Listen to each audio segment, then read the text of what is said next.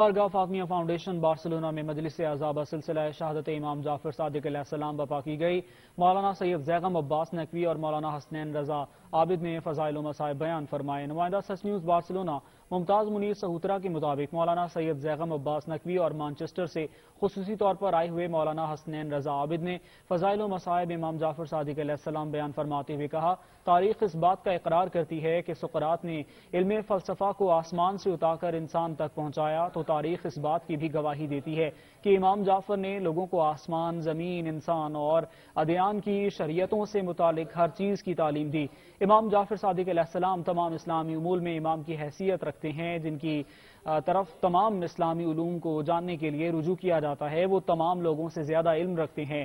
فقہا کے پاس درمیان اختلاف رائے کی صورت میں ان کی ہی بات فیصلہ کن اور صحیح شمار ہوتی ہے۔